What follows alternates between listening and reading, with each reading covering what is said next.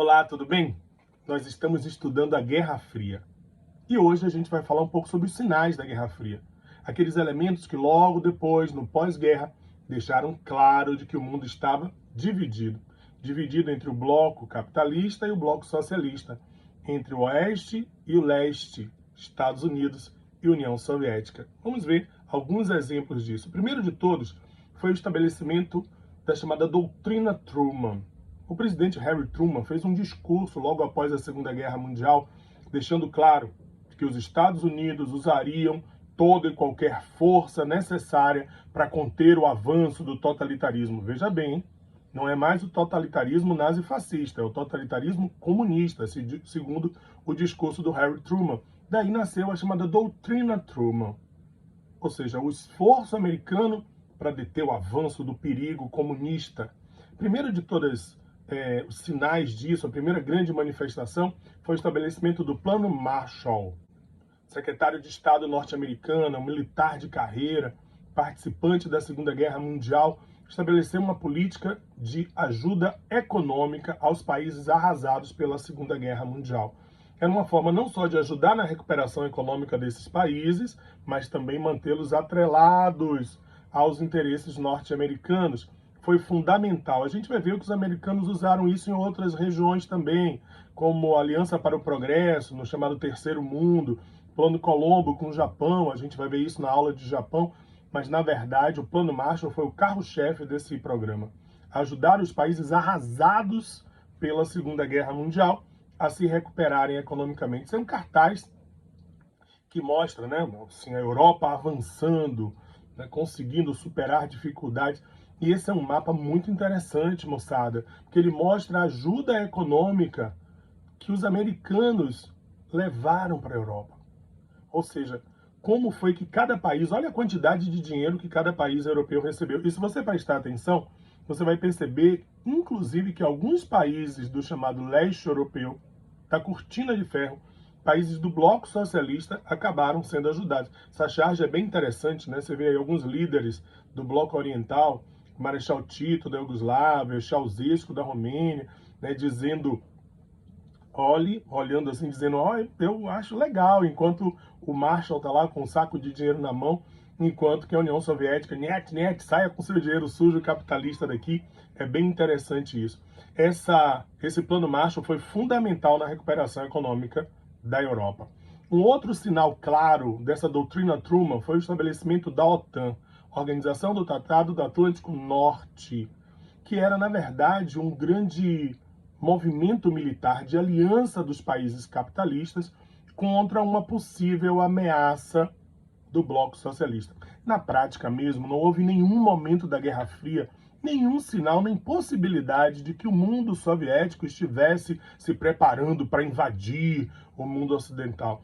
Nada, com exceção do episódio dos mísseis soviéticos em Cuba, que a gente vai falar lá adiante. Mas, na verdade, existia a necessidade dos americanos criarem um clima de medo. Sabe quando você quer aparecer como grande líder? Você faz o quê? Você cria medos. Você cria sobressaltos. É importante para que os americanos se posicionassem como grandes protetores do mundo ocidental livre, democrático, como ele se autodesignava. É muito interessante que hoje, alguns países que antes faziam parte do bloco socialista são aliados da OTAN. Isso é muito interessante. E uma outra manifestação, uma outra prática comum na época da Guerra Fria, que é um sinal claro da bipolarização, foram as campanhas ideológicas. Foi o trabalho de lavagem cerebral feito pelo bloco socialista contra o capitalismo e feito pelo bloco capitalista, os Estados Unidos, contra o bloco socialista, o medo do comunismo. A mais clara expressão disso foi o estabelecimento do chamado macartismo, criado por um homem chamado Joseph McCarthy, senador americano, que ele criou uma comissão para assuntos anti-americanos. Em outras palavras, era como se fosse uma instituição oficial para tentar descobrir se existiam infiltrados, ou espiões, ou traidores, infiltrados na sociedade americana com o objetivo de tentar derrubar a democracia americana e implantar o socialismo. Foi um clima de medo muito grande. A paranoia anticomunista tomou conta dos Estados Unidos. Isso reverberou na imprensa, no cinema, era incrível, porque até os filmes de ficção científica, os ETs carregavam bandeiras vermelhas, né? Então tinha sempre uma associação, uma relação icônica do socialismo com tudo que fosse de ruim, que fosse de mal. Então se criou um clima tão pesado que isso passou a ser chamado de caça às bruxas, porque lembrava as perseguições na época da Inquisição, na Idade Média, em que toda mulher que fosse muito bonita, sedutora ou que tivesse, era bruxa, tinha que ser condenada. Essa perseguição a comunistas ou prováveis comunistas está relatada em alguns filmes muito bacanas, assim, que eu queria indicar para vocês. Um chamado Boa Noite, Boa Sorte, com Ben Kingsley, com George Clooney, que é um filme que trata sobre aquela paranoia anticomunista. Um outro chamado Cine Majestic, gosto muito desse. Eu não sou lá muito fã do Jim Carrey, não, mas esse filme é incrível. É uma história baseada em relatos reais de que um diretor de cinema que perde a memória e vai acabar, né, parando numa cidade pequena do interior dos Estados Unidos, aí ele vai retomando a memória. Rapaz, é uma história bem interessante. E o que eu mais gosto de todos, que é Culpado por Suspeita. Primeiro tem essa dupla, Martin Scorsese e o fantástico Robert De Niro. Olha o título, galera, Culpado por Suspeita. Quer dizer, bastava que o indivíduo fosse suspeito para ser considerado culpado. Então você imagine que loucura que era o clima que se vivia nessa época nos Estados Unidos. Medo, angústia, perseguição. Então era isso que marcava. E eu vou mostrar a vocês o mais recente, que foi inclusive indicado ao Oscar, Trumbo, que conta a história de um roteirista em crise criativa, bem naquele ambiente que era um ambiente do macartismo, da perseguição a possíveis comunistas infiltrados na sociedade norte-americana. A cada ação norte-americana, obviamente, correspondia uma reação soviética. A cada ação soviética correspondia uma reação norte-americana.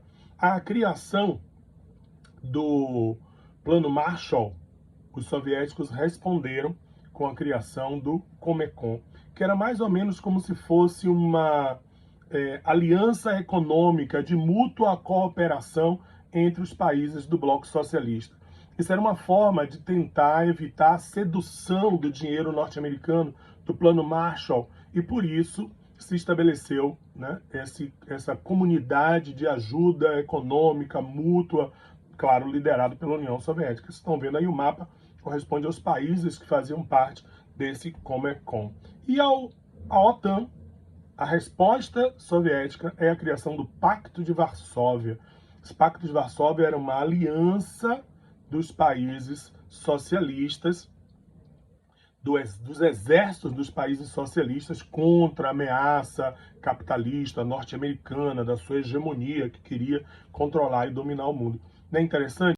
A cada ação, de um lado, correspondia a uma ação do outro, e essas são respostas, são sinais claros de que nós vivíamos um mundo completamente bipolarizado, um mundo marcado pela divisão entre capitalismo e socialismo. O que a gente vai ver na sequência? A gente vai fazer algumas questões de vestibular na próxima aula que falam sobre a Guerra Fria e logo na sequência a gente vai falar sobre os eventos da Guerra Fria, né? Aqueles fatores que correspondem a ações diretas da Guerra Fria, hein? Lembrem, a guerra nunca foi quente, nunca houve um enfrentamento direto das tropas americanas com as tropas soviéticas. Mas era assim, a guerra era improvável, porque não interessava a nenhum dos dois lados. Mas a paz era impossível. Por quê? Porque era um jogo de hegemonias, um jogo de interesses fortemente marcado entre as duas grandes potências, Estados Unidos e União Soviética. Paz para vocês. A gente volta depois com mais Guerra Fria.